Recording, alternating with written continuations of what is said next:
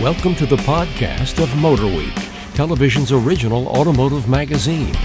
MotorWeek is made possible by TireRack.com and by RockAuto.com. Here's your MotorWeek podcast host, John Davis. I always wanted to sound like Alec Webb. You know, Alec Webb, that's our announcer, the great voice of MotorWeek and a lot of other programs. And thank you, Alec, very much. Welcome, everyone, to our MotorWeek podcast number 136. It seems like only yesterday that we did 135. No, that's all right. Around our table today in MotorWeek Central, writer-producer Brian Robinson. Hello, John. Our road test producer Ben Davis. No relation. You going to say hello? That was just a visual. Knows your voice. Right. For the people not everybody is watching this, but you can watch it. Go to our YouTube channel. There you go. Our assistant producer, Greg Carlos. Hey. And our writer, Patrick Lucas. Hello, everybody. We will have a lightning round, a viewer question, even a little time for rant and raves. But first, MotorWeek has just announced its 34th annual Driver's Choice Awards. We gave out the awards and made the announcement at the Chicago Auto Show. And what we thought we'd do on today's program, if you'd like a complete list, go to our website, motorweek.org, and click on the one of the tabs at the top. Will bring you to it. But if you don't want to wait for that, we're going to run down the list pretty quickly and let everybody around the table give a couple of comments about each one, why you think it got that selection, what you liked about it, what you didn't like about it. You know, we're democratic here. We're allowed to talk about what we didn't like about it? Absolutely. Right. Not every car is perfect, but you know, we have basically picked these vehicles as our collective choice of the best. So let's try and be positive. But in public disclosure, we want to make sure everybody gets the full story. Number one, best small car. As Brian Robinson put in the script for our awards, there wasn't a whole lot new in the small car business last year. Car sales are obviously not doing as well as SUVs, but we did pick a very good choice for best small car. I think the Honda Civic. All right. Why? It was the best of what's around for sure. It was clearly better than the last gen. Still not that much to get excited about yet, although there is some more stuff coming, some more high performance and 5-door hatch. So I think it was a good pick. 5-door hatch, a little bit of turbocharging finally. Yeah, here we're even getting an R model, so there's definitely a Civic for everybody's performance needs. I'm a little more enthusiastic about the car. I think it's exactly what Honda needed to do. Two-tiered dash is gone. It's much more user-friendly inside. Materials and overall design everywhere is way up. It's priced right. It drives well. It drives super well. Everything you're looking for in a car in that class is there. It's definitely forged to be a class leader. I should point out real quickly that the previous car sold very well, but it was just the press primarily didn't like it. But this car will probably sell very well and seems to have cured all of its ills as far as we're concerned. Yeah, 100%. I'm looking forward to the R model. Yeah, I was going to say it's the Driver's Choice Awards, and it was certainly fun to drive. I think we both had a chance to drive it at our test track. It's funner than it deserved to be. Funner than it deserves to be. Patrick, anything? I like the amount of variety you get. I've never had a bad time driving a Civic. If you get past the looks. So, yeah, I agree. Best family sedan, a bit of a surprise given that it usually goes to an import brand. The Chevrolet Malibu. Why this year did we give it to the long-suffering Malibu? I think Benny drove it the most, but it wasn't hard to come to his way of thinking. I mean, it's a very well-deserved recipient. I think it's a very solid car. It's yes. In this category, it's truly the most driver-oriented car. With the transmission is super smart. It's not a CVT. It's programmed perfectly. The engine's got a lot of pull, and there's a lot of road feel. In this class, you just usually don't. It's been numbed out of everything, and this one has it.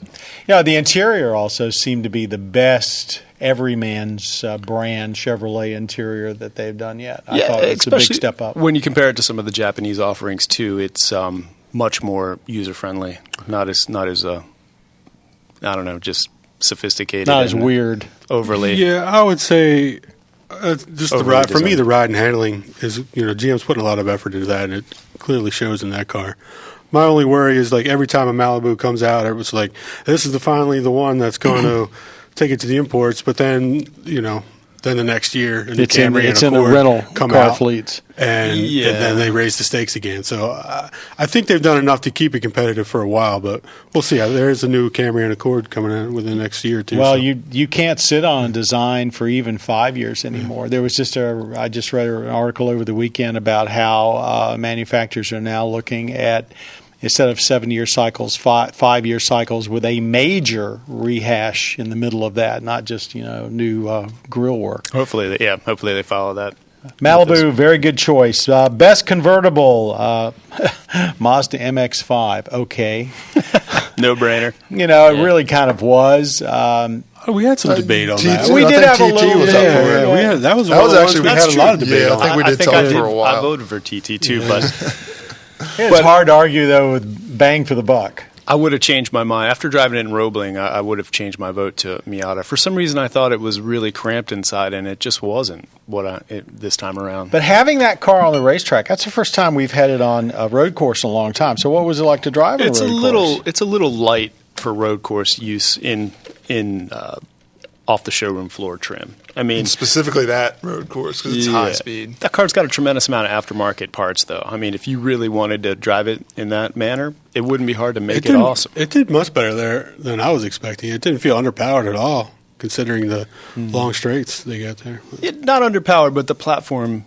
the suspension felt a little soft for sure. what it was trying to do. Well, yeah, it is a pretty soft little machine, but driving it to lunch, I mean, great. it's a perfect street car. The Absolutely shifter great is road awesome. car. Shifter clutch setup is just one of the best. The design too was of everything. Interior, exterior was a good step away from the previous 3 generations. So it made it feel really new, and then it was also just really awesome to drive. let me ask you, and you and Greg both, since you're the 2 youngest people sitting at the table, You're out. do you feel that the car is now modern enough to attract your generations?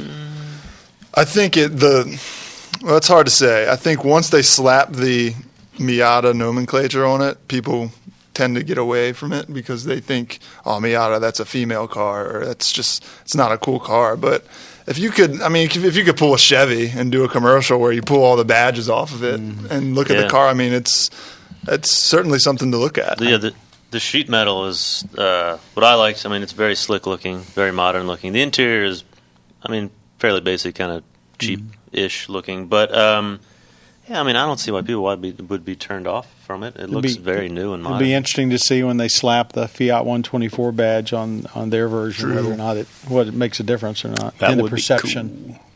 Cool. Okay, a car that did actually invoke quite a bit of discussion during our voting: best luxury sedan, Jaguar XF, their midsizer. That was a huge jump forward, I think, for Jag. The previous XF, I remember thinking, like, it's not quite up to what I think a Jag should be. This one is just refined in every way, drives great, looks I'm going to stop short of saying great. It looks very nice. They didn't really do a whole lot with the exterior changes. It almost some people may not see it at first glance as an all-new vehicle. But as it is the Driver's Choice Award, I think it's, certainly looks choice. like a member of the family. Nissan Maxima, lots of discussion on that. We could probably do a whole show on it. Best sports sedan. Not only is it front-wheel drive, not only does it have a CVT. Both things traditionally would have disqualified it from even discussing it. But we went ahead and took the plunge. Yeah, we'll definitely get some emails about that one. Sure. It's an impressive car. It is. Yeah, let's defend it. It is a head-turner. It drove well. It felt spirited. It doesn't even sound, inside at least, it kind of sounds nice. It does. And it's a big car. This is not some small, compact sports sedan. I was blown away by it. I think some of the work that Nissan's doing is pretty amazing. I think it's a good indication of where things are going. The people that want an ultra stripped out, loud, obnoxious sports sedan are few and far between anymore. Everyone wants their comforts, they want their convenience features, and they want something that they can have fun in and drive every day to work. So it's something more along the lines of this car.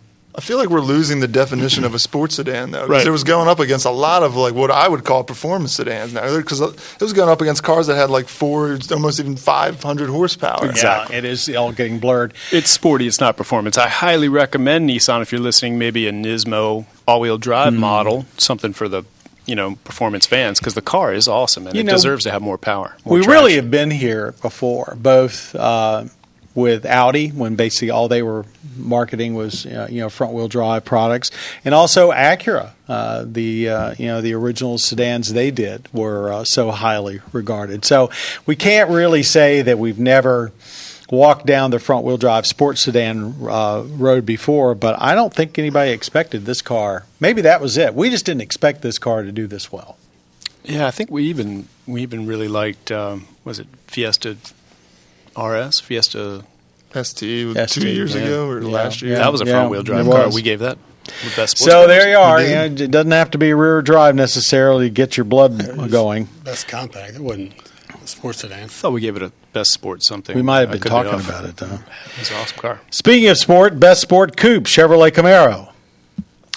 Yeah, hard to say. I think anything else in this category. I mean, I personally was pretty impressed with how it did because we had it at the track. We had the SS, finally got to drive that for the first time. But just even and we haven't driven a turbo, but even the V6 is a really, really nice car. How much improved? The previous car, fairly widely maligned by a lot of people, especially for things like the interior. Well, they did a great job of creating a whole new vehicle and making it look like the exact same vehicle that it replaced. I mean, it's on an all new chassis. It's smaller, but it looks exactly the same. But you mentioned the interior. That's probably the big thing for me. I wouldn't say hate because that's a strong word, but the previous gen's interior was just not an enjoyable place to be. This one, don't actually mind being in. Yeah, I would call it. I wouldn't even want to call it a full gen evolution. I like a 0.5. Maybe. But it is. It's totally But it's different sure chassis is. and Yeah. everything. Yeah. I'm totally over the look outside. I think it looks dated and kind of chunky and old, but yeah, I really like the interior. The SS that we had sounded awesome, felt awesome. So yeah, I easily agree with this. Let's flip over to the other side of town. Best performance car, staying with American Muscle, Ford Shelby GT 350R Mustang, which we also just had at Roebling. I think last time I talked about this car, all I could say was awesome. And after having just driven it at Roebling, that's all I was telling myself when I was flying around the track. This car is just awesome. I think it sounds insane. It handles way better than what you're expecting. The interior is cool. It's Revs just- forever. Yeah. It's a great It was the piece. most comfortable I felt around Roebling in an American car because I don't push Corvettes crazy hard because I'm a little scared about them, but I was pushing this thing hard. One of the gentlemen that was with us from another manufacturer and who's a very good driver actually came over and said about the Shelby, he said, "This is an honest car." And I thought that was high praise from basically a rival brand. He really felt like it delivers exactly what you think it should deliver. And hitting on what Greg just said, I think revs to 8,200 and doing quarter-mile runs, you get that like sound at like 6,000 where you normally shift the Mustang, but the thing is just still pouring on strong. You got another $2,000 to go. Yeah, it just sounds amazing. And what a bargain. What a bargain this Oh car my is. god! I heard you can't get one for anywhere near the sticker Well, I'm price. sure though. that's true. Where they're at Sure, like, dealer markup's I insane. heard it's like triple digits I think- now. but Like now I think they're- 90 grand, 100 grand for one. They originally took out the rear seat in the 350R, but I hear they're now putting one in as an option on the I think 350R. it's always been an option. You could always Has it? add it back Yeah, I in as think an so. option. I Yeah, think so. Yeah, you get that Yeah. stuff back. Ours had one, right? RR. No, I don't think so. No. I never even looked back. Most of them are getting put in the garage somewhere too, which is really unfortunate. Yeah, it no is. doubt. Now let's talk about what people are buying, and that's utility vehicles. Our best small utility. Most of the new ones we saw this year were subcompact, so that kind of made the Hyundai Tucson, which is a compact, really stand out. I did not like the first generation Tucson. I thought it was kind of strange looking. I thought it rode terribly. This is a terrific vehicle. I'm very impressed. I think what you said at the beginning really made it because that's all it seemed like we were driving this year was subcompacts, and they're barely crossovers. I mean, there's no room in any of them, and for the same price, you can get one that looks almost mid-size. It's got the same style as the Santa Fe, and it's just enough. There's enough room in there to actually do SUV type things. Any other comments? I think, keep it quick. It was solid pick. The only problem I had was just that one transmission. It was that DCT transmission. I think kind of lacked, but I didn't drive any other transmission, but I can't imagine it's worse than the DC. That was a fuel economy transmission. It's not supposed to be like but I mean, even still, it just didn't work properly. It really kind of tripped over itself a lot and felt clunky. Yeah, but DCTs seem to be losing favor. There's a difference between a well-executed performance DCT and one that's made for fuel economy, right, and to be annoying. Moving on, bigger SUV, best large utility, Honda Pilot. No big surprise there. Every time they crank out a new Pilot, it seems to do well, both in the awards and also on the sales floor. But this is a very sophisticated, albeit I will say it, luxury vehicle in a lot of ways. Pretty impressive. It's the closest you can get to being a minivan and still be a crossover because it's got all-wheel but drive. You've driven it a lot. Why don't you take this one? I have driven it probably more than anybody else, including quite a bit in bad weather.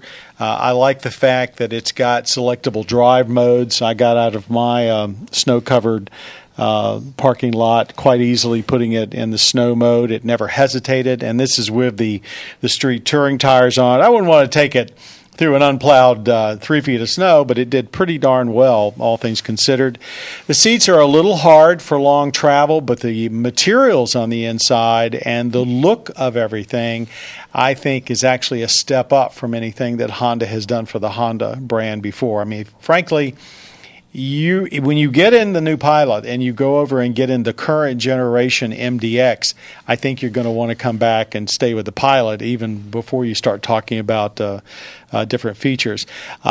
We have the second row captain's chairs. I personally would prefer the bench seats, but they fold and move extremely easily.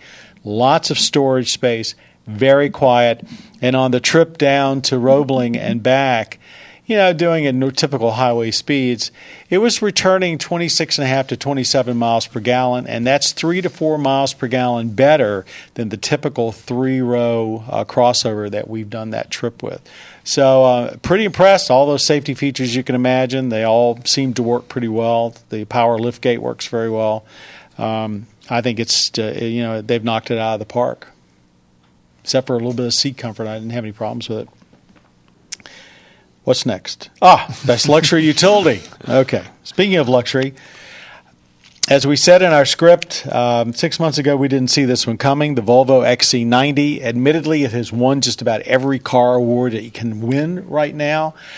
Why does everybody love it? I was kind of disappointed with that. I thought we were, going to be alone. Me too. Yeah, we were going out on a limb declaring it our best luxury utility, but yeah, everyone seems to be piling on. North American truck of the year. Mm-hmm. What is it about the car that knocks you out?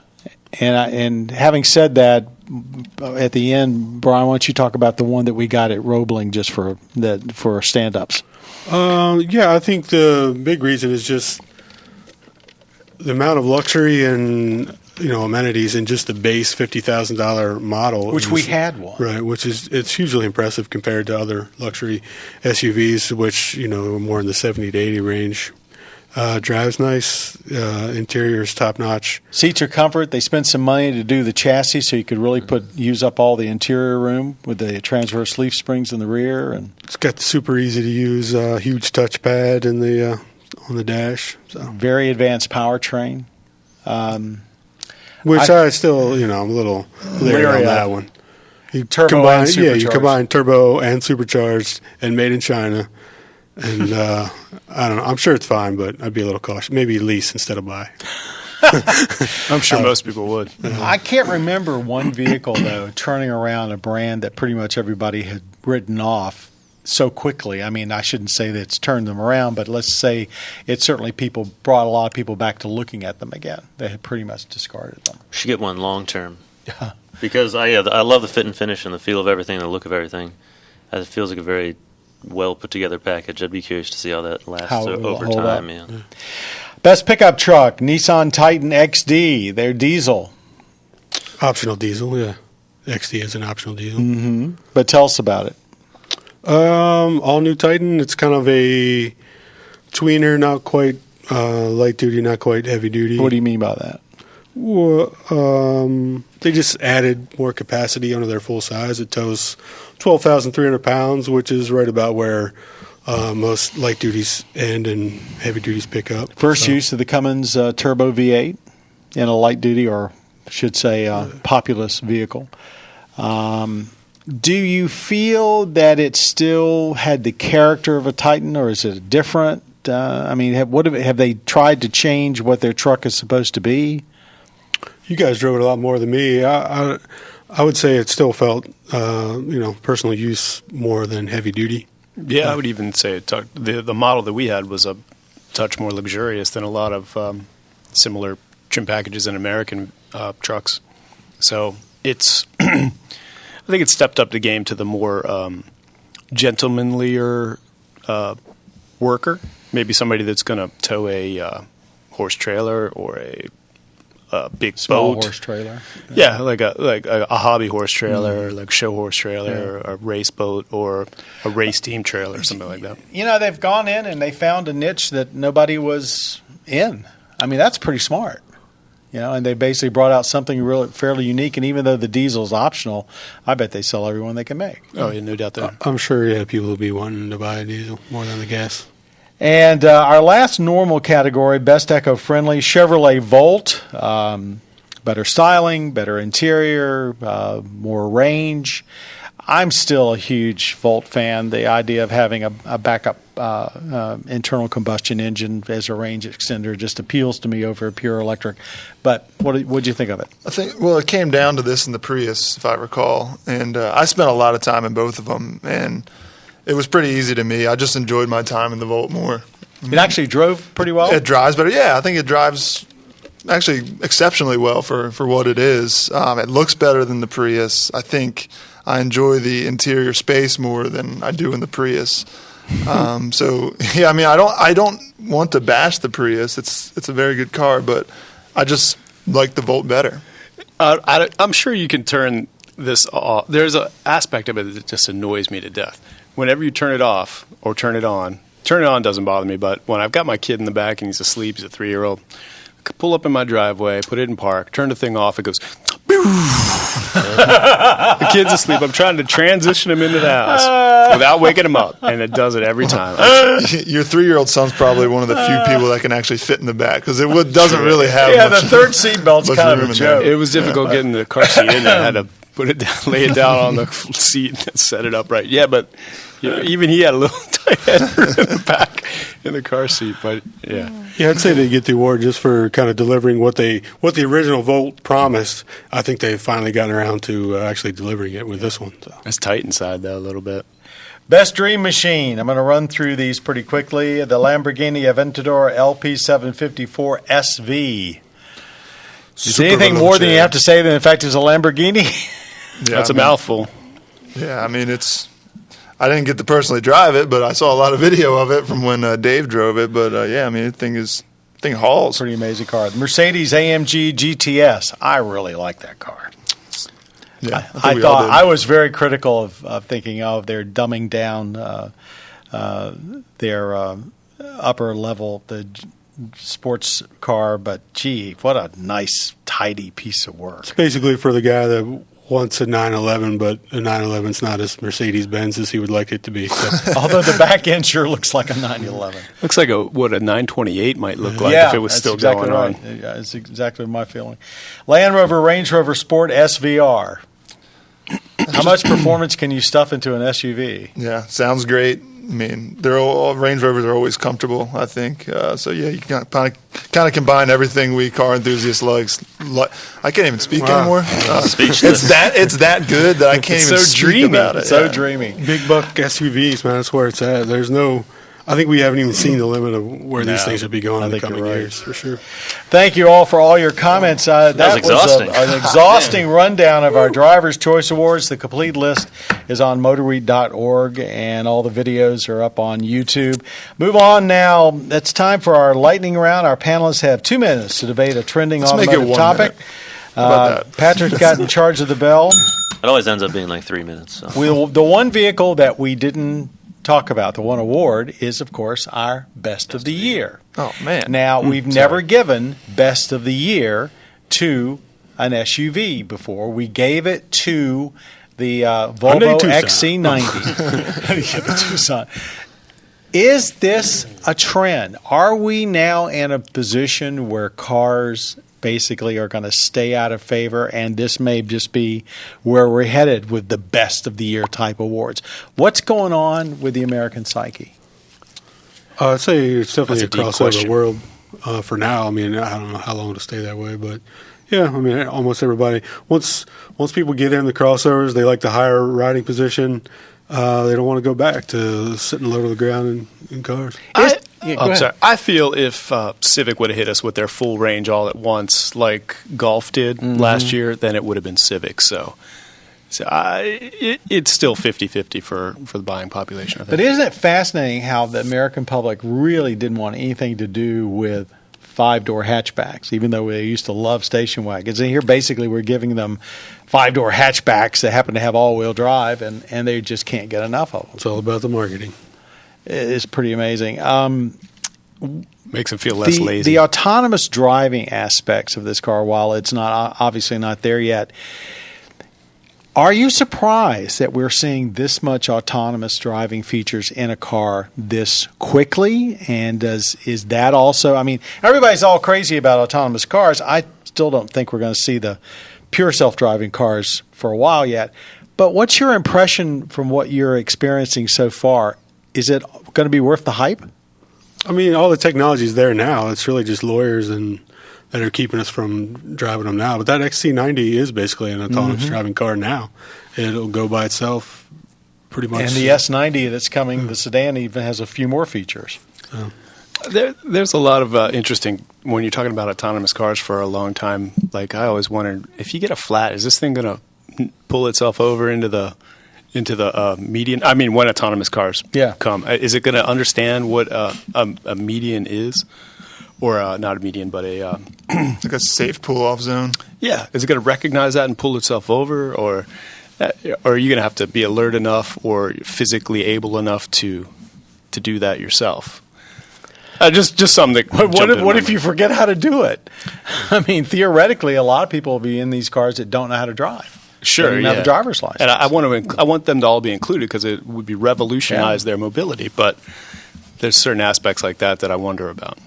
There's all kind of projections going on saying, nobody's going to be able to sell a run-of-the-mill automobile because they're all going to go into autonomous fleets, and that's why everybody's heading towards marketing luxury brands, and we're not going to sell any cars. And, all of this may have a lot of validity for people that live in a closely packed city, but when you're out in the great unwashed farmland of this country, or the rural areas, which the country still is mostly comprised of, I just don't see the acceptance here that quick. But I don't know. All right. Well, it looks like we're not going to use up. Hit the buzzer so we can. Kind of forget what the question was. Yeah. Well, it was. We didn't even get into. We were talking about our car of the year. I was done with it, so Yeah. that's good. Just Good wrap job it. of ringing the bell.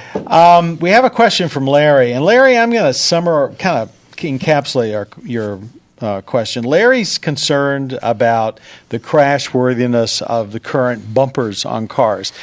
He's under the impression that, yes, bumpers used to have to pass a 5-mile-an-hour impact without serious damage, and that's gone away. That's not really true. The standards are still there. But what has changed about bumpers today, and what actually makes them easier to damage than they used to be. I mean, if you go back to when I started driving, the bumpers were big and they were chrome, and if you hit something lightly, chances are whatever you hit got damaged, but the bumper never did, and the car you were in did pretty well until the speeds picked up. Then it was a different story. But what do bumpers do today versus, say, what they did 30 years ago? Do they were really designed to protect against minor accidents? Are they there? Is there a bigger role for them to play? Are you setting us up? Do you know the answer and just want us to be wrong? Or? Well, no, I'm curious in what you think. I mean, I think I can tell you what I think. They should change the terminology. It's no longer a bumper anymore. Technically, it's not designed to bump off undercarriage shielding or something. Front fascia is what we always call it. Yeah, it's a crash. It's a. It's an energy absorbing. It's supposed to break now because then it's supposed to absorb any kind of impact. Say if you hit a pedestrian or another car, it's all made to crumble so that you don't kill anybody. Right. It's not about just your not bottom line. Made to look pretty after it does it. It's part of the design now, and you're never going to get to a point again where you're going to have a big steel bumper hanging off of something. I mean, maybe they have a point. You shouldn't encourage people to be able to hit things and say, oh, well, I have a 5 mile per hour bumper. I can just hit whatever I want up until a certain speed. Yeah. I mean, there should be a level of shame when you hit something. Some people treat and Larry says he lives in Chicago, and I've lived in the city. Patrick still lives in the city, parallel park a lot. I mean, cars just get dinged up a lot. And I hate subscribing to that because you just shouldn't hit things with your car. Some people just assume that you scratch the car or hit other people's cars, it's okay. If you strip off the bumper on an average car, what you're going to find is that on the ends, there's nothing there anymore. All the crashworthiness beams and all are in the middle because that's where you need to pass the crash test. And this is just a cosmetic piece of plastic that's been put over it. It's pretty amazing. Cars have never been safer. I wouldn't mess with the formula. Yeah, no doubt. And if anything, Larry, in the next couple of years, you're going to find that crash structure, which right now is towards the center of the cars, it will actually be expanding out to the corners where it used to be. For the reason is the new crash tests are doing the partial minimal offset where they just basically, it's like you're hitting a telephone pole right in front of a tire. And right now they have no real protection there in most cars. And that's the new standards. New Insurance Institute standards anyway. And to just preserve the beauty of your car, I've seen them before. It's a big piece of ugly rubber you can hang in the front and the back. It's like a parking buddy or something. Yeah. That's the only way you can really keep the thing looking good. A lot of people downtown have those. Well, Larry, we didn't completely answer your question, but basically cars crash-worthy-wise are better than they've ever been before, and bumpers are actually designed to take a little bit more of a licking, but they don't necessarily look pretty after it's all done. They don't look pretty at all after it's done. Our rant and rave section is up next. Anyone have anything they want to pop off about this week? Can we rant about how hot it is here? They can't feel that. Well, I think we've been sitting on this one for a while. At least Ben has, about rolling coal, and I'll let Ben take over from here. Rolling coal? Yeah, I just got rolled on yesterday. Oh boy! Let's explain what it is. It basically, these people in diesel vehicles, they reprogram their vehicle to just blow out locomotive-style big black clouds of diesel smoke. Is this light duty, or are you talking about big trucks? I've seen big trucks mostly, but I've even seen a guy rolling coal in a Volkswagen pickup, an 80s pickup. He had the smokes. He had an exhaust pipe rerouted to the bed, and it stuck up like a Mack truck. Yeah. It's just the cool thing to do today for these young diesel people. How do they make it do that? I don't know if it's some kind of reprogrammer you can buy, or if it's a reprogramming trick. It's basically just doing something to the OBD to allow you to bypass your emissions controls or something. But anyway. So it's not another case of Volkswagen trying to pull something over? No. When you see it, you'll see it, because it is a tremendous amount of I've seen it, but I really didn't know that's what it was called. A lot of them do it to biker, like people who are, maybe annoying. Biking or running. Well, not even annoying. People who are doing the rolling coal are annoying sometimes. I've seen they're just doing it out of spite. Maybe a guy will be biking in the actual bike lane and somebody will drive by him and just let loose. And just let it all there. Not to mention you're just destroying the environment. Yeah, they roll coal on hybrid vehicles. I got rolled on as a pedestrian yesterday. It was terrible. While you were shoveling snow? I was shopping for a used car. I was on the sidewalk of Main Street, Hampstead, and the guy was coming by. He had a snowplow in the front and just rolled it right on me as I had nowhere to go. It was snow on both sides, and I just had to take it. If you have been guilty of this, we know who you are. We just Sounds don't like a terribly nasty habit. We don't get it. We don't get it. We don't get it. We don't have to live in this world. But what we do get is that we've gone on a little bit too long today for our Motor Week podcast number 136. Sorry, guys. I want to thank everybody around the table, writer-producer Brian Robinson, road test producer Ben Davis, and it wasn't you, Ben, assistant producer Greg Carlos, writer Patrick Lucas, our audio engineer Jim Bigwood, who always makes sure that we sound great, podcast creator Bob Mixter, who we need to get on the show sometime soon, Hey, Bobby. and our Patrick Lucas podcast producer, the guy with the bell and the written word. And thank you all for listening to our podcasts. We really do enjoy bringing them to you. Be sure to catch Motor Week on most of your public television stations, also on the Velocity cable channel. If you want to find us, go to MotorWeek.org. Till next time, I'm John Davis. For all of us at Motor Week, thanks for listening and watching and just being a part of Motor Week. You have been listening to the podcast of MotorWeek, television's original automotive magazine. MotorWeek is made possible by TireRack.com and by RockAuto.com. For additional information on podcasts, videos, and showtimes, visit our website at MotorWeek.org. And watch MotorWeek, television's longest-running automotive magazine series each week on your local PBS station.